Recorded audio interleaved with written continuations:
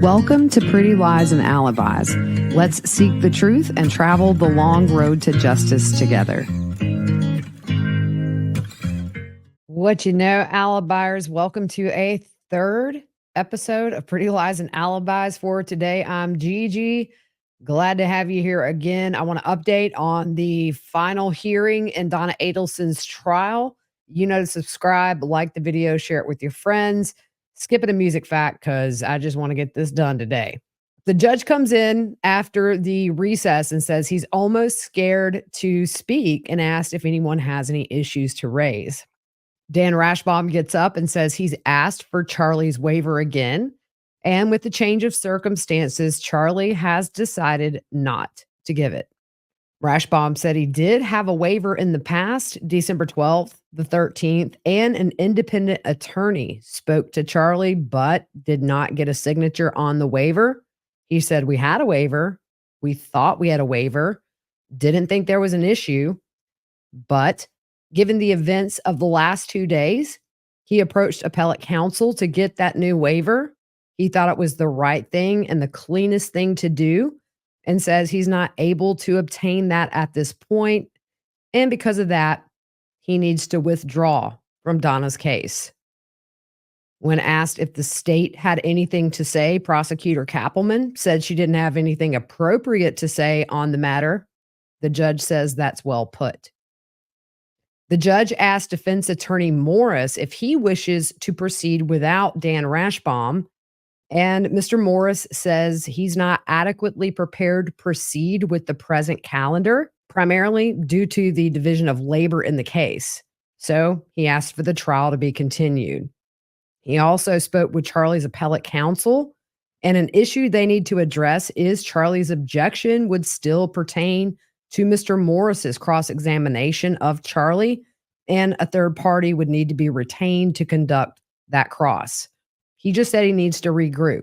The judge said he permits the withdrawal of Dan Rashbaum, and the conflicts are so severe that if they proceed, it could lead to a reversal.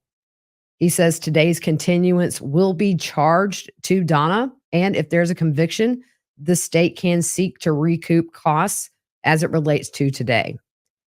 The judge has a brief recess and holds an in-camera hearing about the ethical wall and the other co-counsel, Mr. Morris, about who should conduct the cross-exam of Charlie. Donna, by the way, sitting at the defense table, sobbing, crying, clearly upset. When the judge is back on the bench, he says if Donna chooses to hire additional counsel or to just reset the trial date, she and her lead attorney now, Mr. Morris, can make that decision.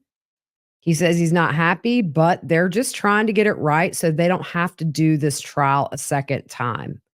He sets a case management hearing for October 15th at 2:30. At that point, do we have a trial date set? It's nearly a month.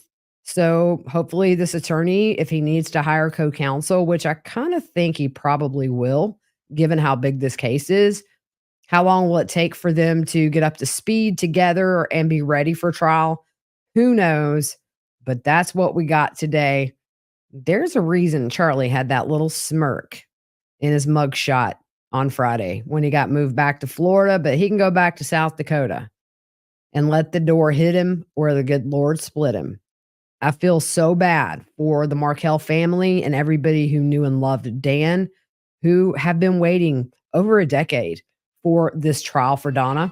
You know, it took so long for Donna to be arrested, and then we get to the day of jury selection, and then, as the judge says, Charlie lobs a hand grenade at the trial, and it exploded, and it's over for now. You know, one thing that's not lost on me is this. We know Donna doesn't talk to her oldest son, Robert. Wendy has ghosted her. And now Charlie has stabbed her in the back, essentially. You have to wonder, what is she feeling right now? She is nobody. And given the fact that Dan Markell was shot and killed because she wanted those kids in Miami, and now she's all alone in a jail cell with 3 kids who clearly now are going to have nothing to do with their mother, has to be a really, really lonely feeling. but not as lonely as Dan Markel's family and his sons who have missed out on him in their life for years. So that's it. I'll definitely keep you guys updated on any filings, anything new that comes up with this delay. I'll still put out some wiretaps. I have plenty to go. I'm going to go back and listen to the jail calls, and there were some that were kind of muffled. I may enhance those. Just keep an eye out. Hope you have a good rest of your afternoon, and we will see you soon.